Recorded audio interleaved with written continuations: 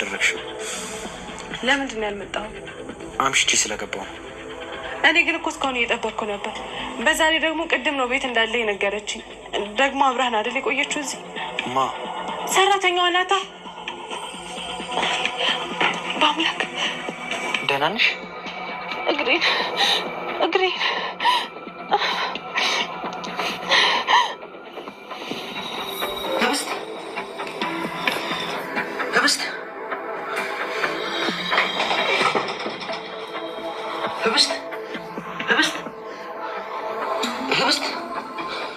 በስተመጨረሻም እንግዲህ ህብስት የእግሯ ህመም ጉዳይ እውነት የሆነ መስሏል ማለት ነው። ስለዚህ እውነት ለመናገር በጣም ነው የምታሳዝነው ማለት ነው የበአምላክ እህት።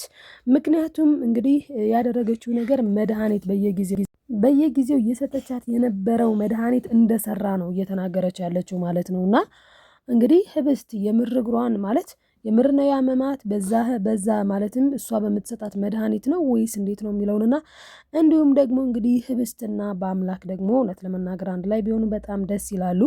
አንድ ላይ ይሆናሉ ወይስ አይሆኑም ይሆን የሚለውንም ምናይ ይሆናል ማለት ነው ውዶችዬ። ሰላም እንዴት ናችሁ? በያላችሁበት ሰላማችሁ ይብዛልኝ። ቪዲዮ ተጀምሩ በላይክ ጀምሩ። ሰብስክራይብ እያደረጋችሁ ቤተሰብ ያልሆናችሁ ቤተሰብ ሁኑ። ለማዘዝ አይደለም ለማስታወስ ያክል ነው። እንግዲህ ህብስት ድራማን ይዤላችሁ መጥቻለሁ ማለት ነው። እንግዲህ በአምላክና ህብስት ያላቸው አሁን ላይ ሪሌሽን በጣም ደስ የሚል ነው። ምክንያቱም ህብስት እውነት ለመናገር በጣም ነው የምታሳዝነው ማለት ነው። ምክንያቱም እንግዲህ ህብስት በጣም ነው የምታሳዝነው ማለት ነው። ምክንያቱም እናቷን ካጣች 1 ወር እንኳን አልሆናትም እና በዚህ መካከል ላይ ግን እያሰቃያት ነው። አባት ነኝ ብሎ አለም የሚባለው ሰውዬ እንግዲህ አባት ነኝ ብሎ በጣም የሚገርመው ነገር አባቷ እንዳልሆነ ታውቋል ማለት ነው። ምክንያቱም እንግዲህ አባቷ ደግሞ የጠፋው በጣም በሚያሳዝን ሁኔታ ህይወቱ የጠፋው በአለም እጅ ነው። ግን አለም ምን አድርጓን በአምላክን በቃ ሳይፈልግ ማለት ነው። ያውቃል እኮ በአምላክ የሰው ህይወት በእጁ እንዳላጠፋ በአምላክ ጠንቅቆ ያውቃል።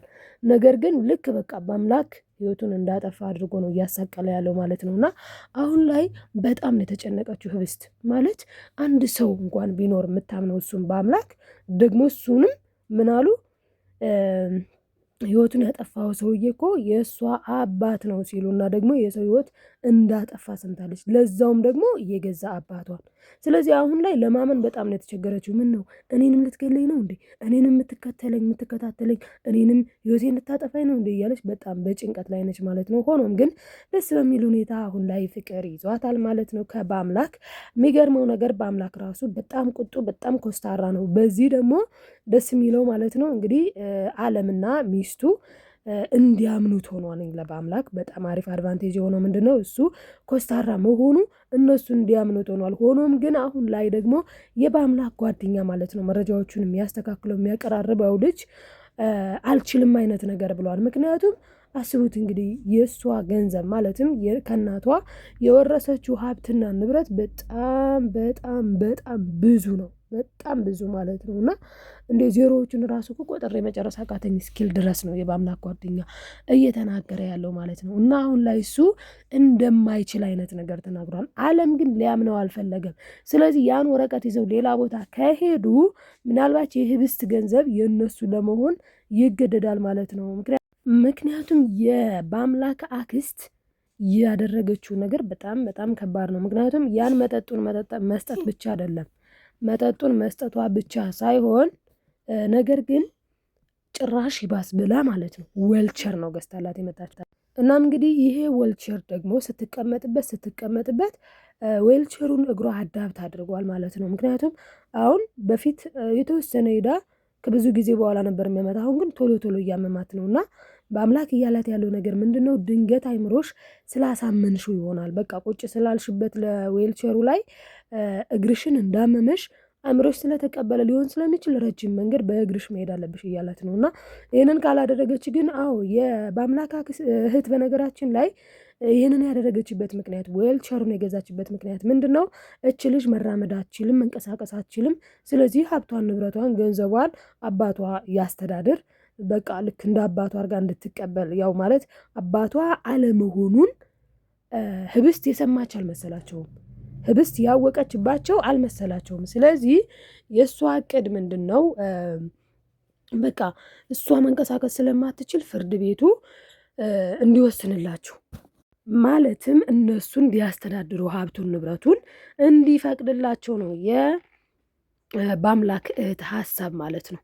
እና አሁን ይህ ሀሳቧ ተቀባይነት ያገኛሉ ስንል ተቀባይነት አያገኝም። ምክንያቱም እሷ ማለትም ህብስት የምር አይደለም የታመመችው። በእርግጥ አሁን አሟት ለጊዜው ወድቃለች። ዞሮ ዞሮ ግን በዚሁ እግሯ ታሞ ይቀራል ማለት አይደለም ማለት ነው ውዶችዬ።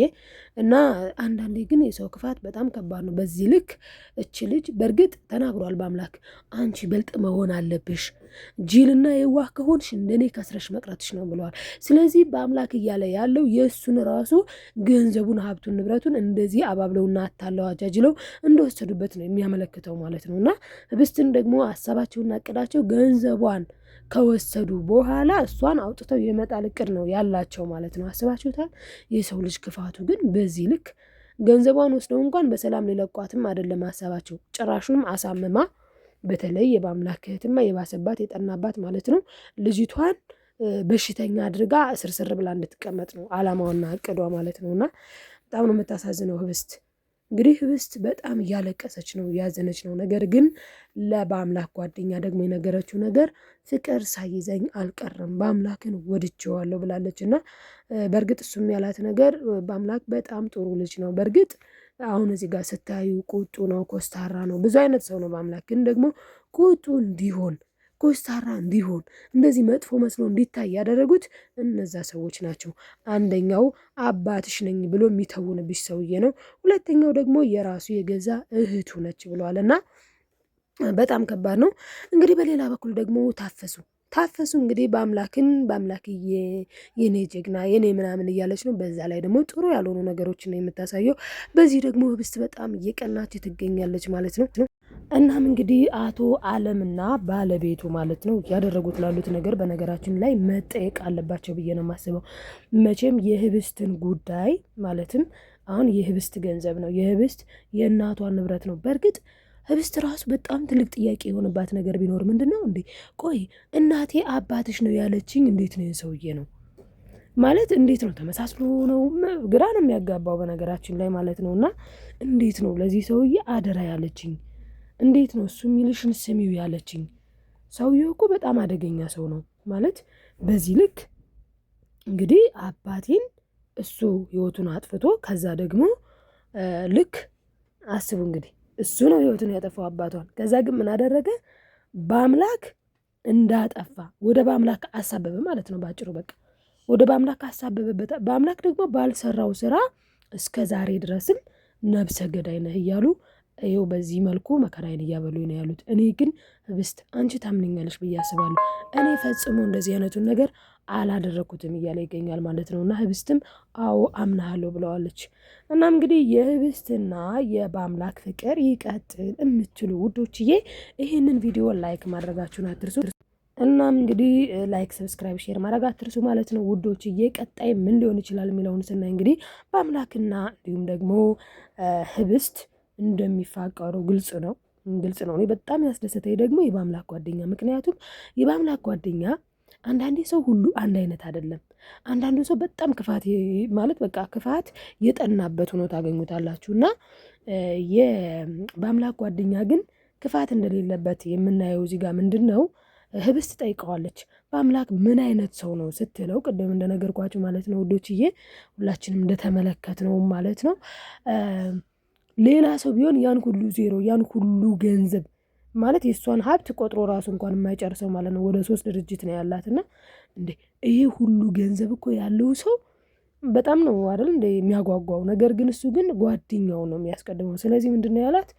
በአምላክ በጣም ጥሩ ልጅ ነው፣ በጣም ደግ፣ በቃ ጥሩ ልብ ላይ ነው ልብሽ ያረፈው፣ ምንም ሀሳብ አይግባሽ ነው ያላትና ሌላ ተንኮለኛ በተለይ እንደ አቶ አለም አይነት እንዲሁም ደግሞ የበአምላክ እህት እንደ ሁለቱ ክፋተኛ ቢሆን ኖሮ ጓደኛውም ምንድን ነበር የሚለው ወደ ራሱ ለመማረክ ይሞክር ነበረ። ነገር ግን በጣም ጨዋና ደስ የሚል ልጅ ነው ማለት ነው። እና ይሄ በጣም ደስ ይላል። ጓደኝነት ማለት እንደዚህ ነው።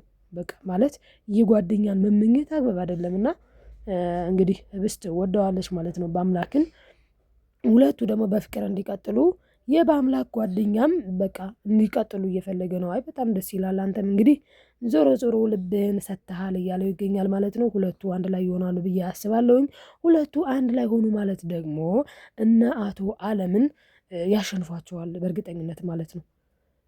ምክንያቱም እነሱን የሚያሸንፉበት ምክንያት እንዴት ነው ስንል በጣም ክፋተኛ ነው አቶ አለም። በነገራችን ላይ በተለይ ሚስቲቱ በቃ ባደረገችው ነገር አሁን ልጅቷን እንኳን እየመረዘቻት እሱ ግን እንደው እኮ ጀግና እኮ ነሽ ይላታል ማለት ነው። ጭራሽ ባስ ብሎና እንግዲህ ቀጣይ ምን ሊሆን ይችላል ስንል ያው ከነዚህ አረመኔዎች መረብ በአምላክ ልጅቷን ያድናታል ብዬ አስባለሁ።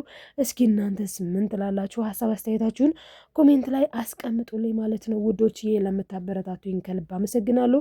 እወዳችኋለሁ። በቀጣይ ቪዲዮ እስክንገናኝ በያላችሁበት ሰላማችሁ ይብዛልኝ። ባይ ባይ ተወዳጆች።